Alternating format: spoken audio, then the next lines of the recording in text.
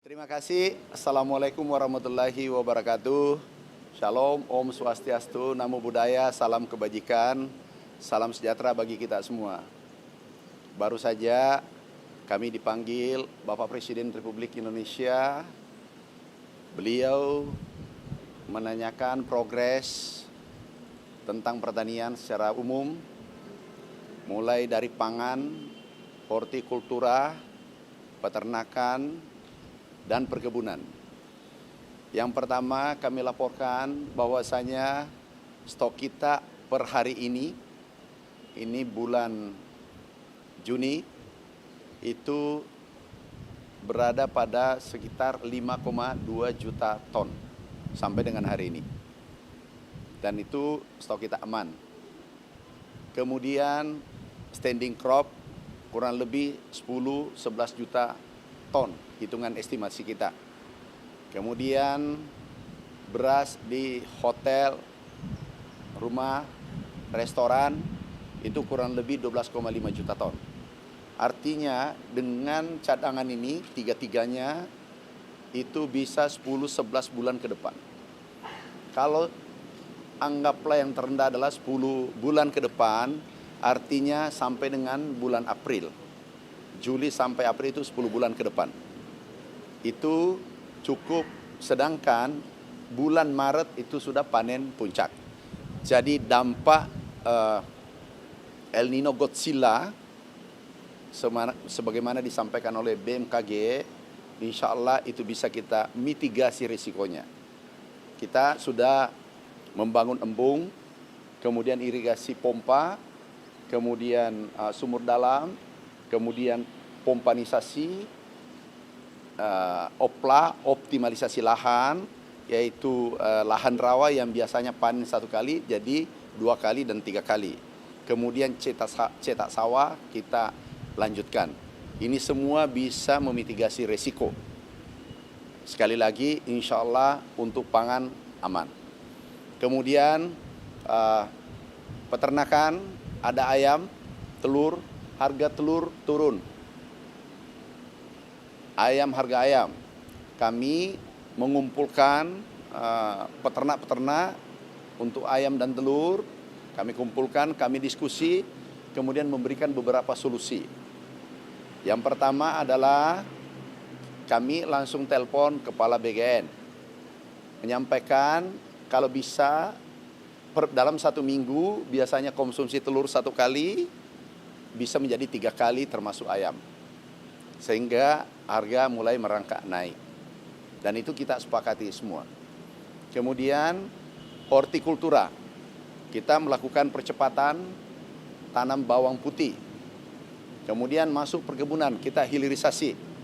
Kami bersama teman-teman semua, bersama BUMN Pangan, kita melakukan akselerasi. Akselerasi, hilirisasi dan tanam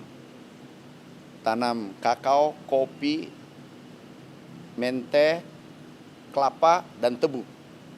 Kami sudah lakukan bersama teman-teman di 2025, kita lanjutkan 2026 dan 2027. Total luasan untuk petani itu adalah 870.000 hektar, termasuk tanah Papua, seluruh kabupaten di Papua. Kemarin saudara-saudara kita datang, ada 200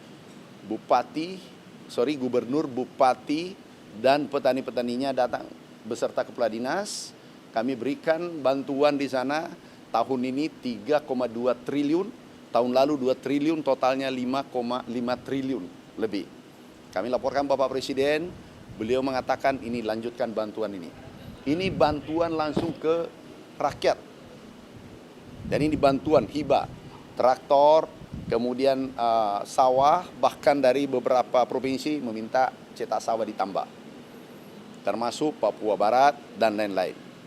Ini kita tambah. Kemudian selanjutnya hilirisasi kita kejar.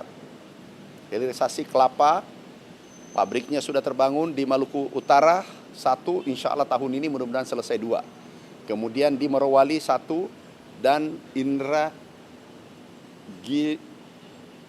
Riau, Provinsi Riau, Indra Hilir. Nah, itulah laporan kami kepada Bapak Presiden. Beliau memberikan arahan, memberikan petunjuk, ditindaklanjuti, diwaspadai El Nino Godzilla. Kemudian hilirisasi dipercepat, dan insya Allah perkebunan, sektor perkebunan yang tadi 870.000 hektar itu untuk rakyat seluruh Indonesia, untuk petani kita, itu hibah dan menciptakan lapangan kerja baru. Makasih. Ada pertanyaan? Nggak ada, cukup. Ini menarik. TBS, ini TBS kami atas arahan Bapak Presiden, kami ditelepon beliau, disampaikan Pak Mentan kenapa terjadi penurunan. Saya katakan kepada beliau ini anomali. Kami kumpulkan pelaku usaha seluruh Indonesia, mewakili kurang lebih 700-an berkumpul, kemudian total PKS itu ada 1.900. Nah, ini anomali. Harga CPO dunia naik, dolar menguat kurang lebih 10%, harga CPO naik, tetapi harga TBS turun. Ini tidak masuk akal. Sama dengan kejadiannya dengan minyak goreng. Nah, ini kami minta jangan bermain-main, jangan korbankan rakyat. Ada petani plasma itu 15 juta, dengan seluruh keluarganya diperkirakan 30 juta. Kita harus, Bapak Presiden arahkan berpihak pada petani plasma sawit.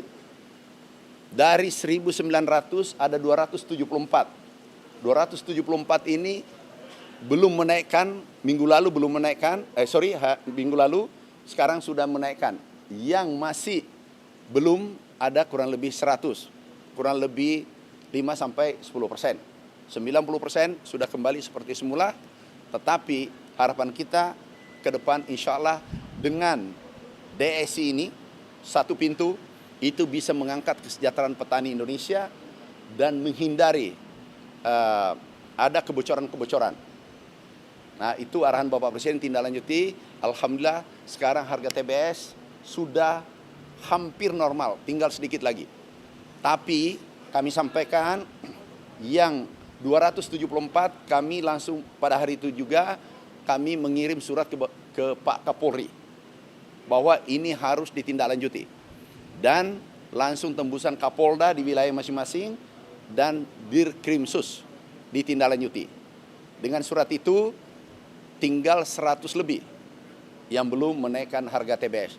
Tapi kami yakin 1 minggu ke depan itu sudah pulih kembali, dan insya Allah ke depan dengan satu pintu ini harga TBS ke depan lebih baik.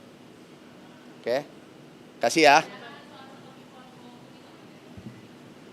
Kita melakukan penanaman maraton karena dari pangan kita yang kita jaga betul itu ada 11. Sesuai Impres tahun 2020 nomor 125 kalau tidak salah. Nah, itu ada 12. Dari 12 itu ada 8 sudah swasembada dan ekspor. 3 yang belum. Yang pertama bawang putih, daging dengan kedelai. Dari total 3 ini ada kurang lebih 3,5 juta ton. Tetapi yang kita produksi adalah 68 juta ton. Kebutuhan 68 juta ton, produksi kita 73 juta ton. Artinya kalau kita bagi 3,5 juta ton dibagi 73 juta ton itu 4%, 5%. Sedangkan standar swasembada adalah sesuai FAO tahun 1999 itu bisa impor 10%. Artinya apa? Swasembada pangan, swasembada beras, bahkan surplus. Jadi itu kesimpulannya supaya dipahami apa itu swasembada. Tapi yang terpenting tahun 2025 tidak ada keluar izin impor beras medium. Dan Bulog, kapasitas Bulog hanya 3 juta ton. Tapi stok kita 5,2 juta ton. Artinya Bulog hari ini menyewa gudang 2,2 juta ton. Yang belum yakin silahkan ke gudang Bulog seluruh Indonesia. Terima kasih. Wassalamualaikum warahmatullahi wabarakatuh.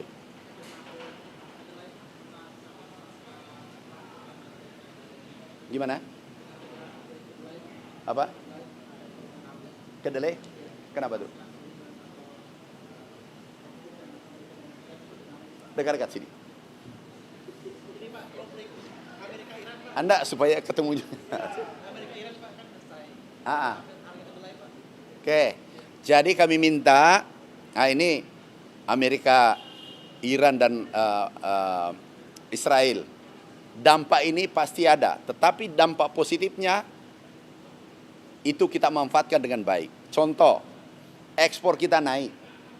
Terakhir kita peningkatan ekspor kita sektor pertanian 166 triliun.